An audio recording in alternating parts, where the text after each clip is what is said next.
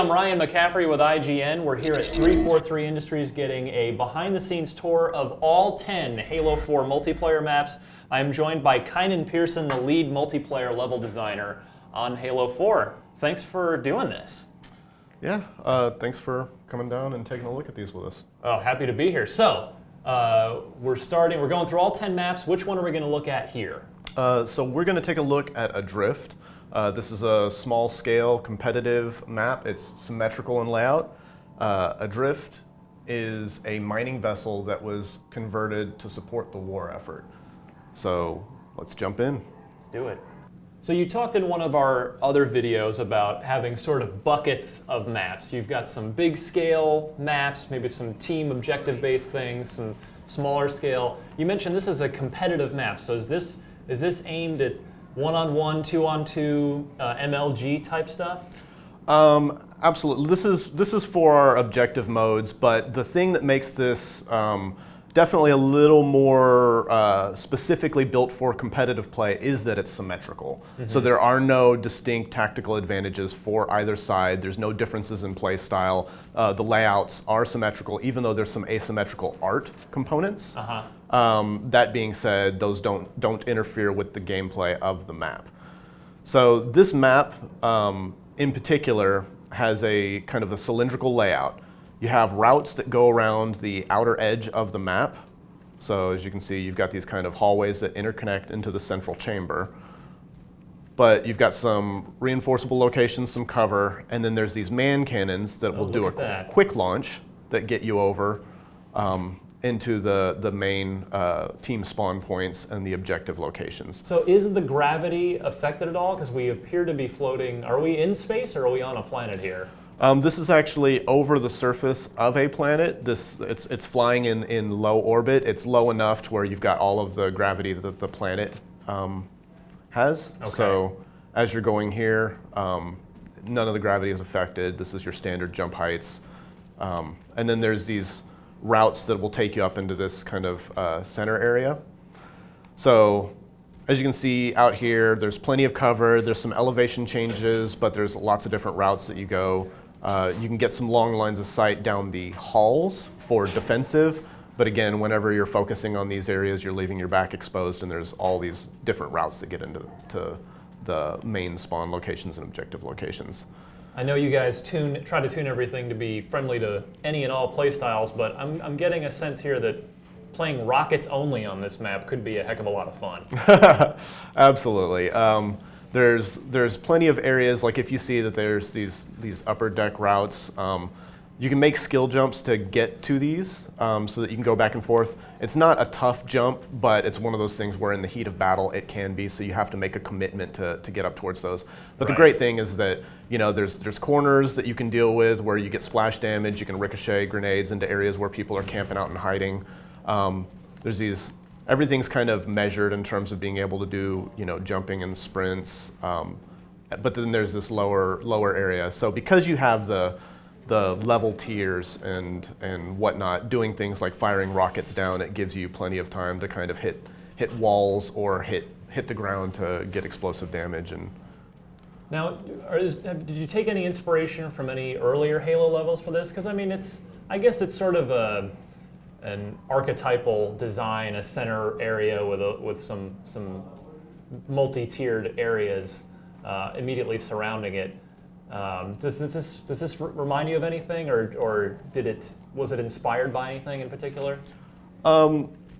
We did take inspiration from a lot of prior Halo maps in terms of the general concepts behind the layouts, but this one in particular wasn't directly inspired by or isn't kind of a recreation of a specific element, though it does have some familiar components.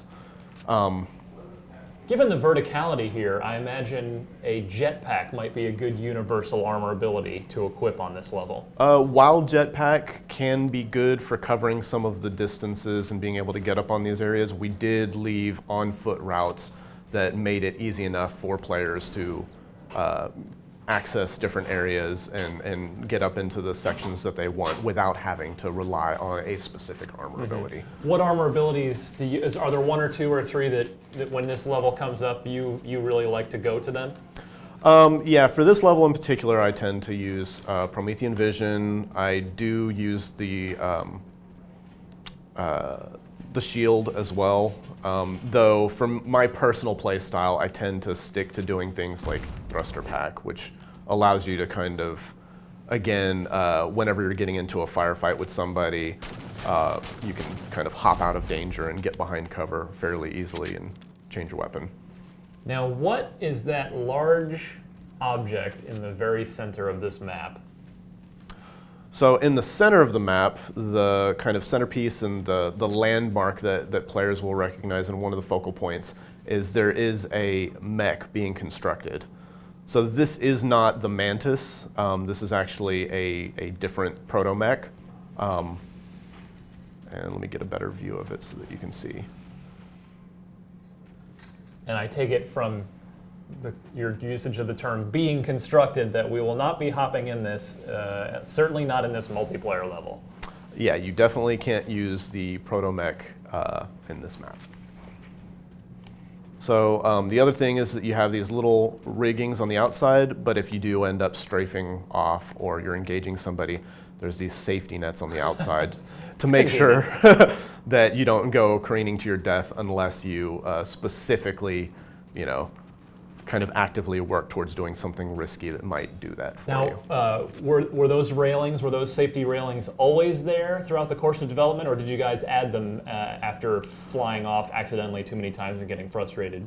Yeah, anytime you're building a map, we go through a lot of tests. We play test all the time. We play with each other and just make sure that that certain things that happen accidentally or whatever, that we start designing around those to prevent those actions from happening. Typically, we know that can happen on a map whenever we're in the layout phase. But if we do find some trouble spots where it seems like people are backpedaling off of a map or whatever, we will do something like add support railings to prevent that and make sure that they've got that bit of a safety net. Because a lot of times when it's hectic, when you're fighting people, multiple targets, and you're kind of moving around, you're not paying attention to what you're backpedaling into. Definitely not. So there are still some choice locations where there's risk involved, where we have things like that. But if you see here, we've got like a lip that goes out, so you will kind of see yourself parallaxing past the railing and realize that your impending doom is approaching. So yeah, there's some quick routes to get up, like these, which people tend to use at the immediate start whenever they spawn if they want to get into that center area quickly and be on the upper deck. But then again, everything kind of converges into the center where you have these routes that go down, and then you get a bunch of these engagements where you can kind of run in on people that are in those areas, or you can hop back into the halls. Now, if everything sort of converges to the center, of course, that's the design of the map. Where are the power weapons in this map, and what are they? So the initial ordnance can change depending on the modes. It depends on what you're playing and what the objective type is, but we do have the sword spawns here between the mech's legs. You get scatter shot and sticky detonator on the outer areas. Right now they're turned off for this kind of walkthrough, but out here you'll get an opportunity to pick up the scatter shot, sticky det. And then we do have needler and sniper. Sometimes you'll get sniper rifle out here. Did you just say sticky detonators? Yeah, the sticky Can detonator. you talk a little bit about that? I don't believe a lot of us might be familiar with that. So the sticky detonator is a new weapon. It's probably best if I show you, but just to describe it, and we can definitely do that. It's a explosive weapon. You can fire the detonator onto a location, and then it's got a timer. And after that timer exceeds, it's going to automatically explode. But it's a fairly long amount of time. But you can pretty much choose to pull the trigger and detonate the detonator at any time whenever you see enemies approaching. So you can, put them in doorways. You can kind of try and launch them at people in combat. They do have a little blinking light, and they make a distinct noise that is a tell for where they're located. So you can be cautious if you're running around. It's not as easy to just fully camp an area. Right. But that being said, there are some ways to fire it at choice times and put it in some key locations that you can definitely catch people off If you guard. do happen to catch it as the on defense, can you shoot it to explode it, or perhaps use your hard light shield to move past it without being killed? Yeah, absolutely. Like the hard light shield can give you some defensive capabilities from the splash damage if you're facing it. Again, you'll get caught by the damage if it's around the shield. But yeah, like going back to what you were originally saying, you can shoot it as well to detonate it early. So if you do see one, there are ways to approach without necessarily taking damage. Now this looks like that's quite the large ship there off to the side. Is there any narrative context for that? I see the UNSC logo on the side there. Yeah, so it was a mining vessel at one point in time, and they recommissioned it to use it for the war effort. So while it wasn't originally built for the purposes of war, during battle you kind of have to take what you get. So they took this and basically reinforced it and made it function for their military purposes. All right, so that is Adrift, a symmetrical, competitive-based map, multi-tier with some verticality. Check it out. And for more on all 10 Halo 4 multiplayer maps, keep it tuned right here to IGN.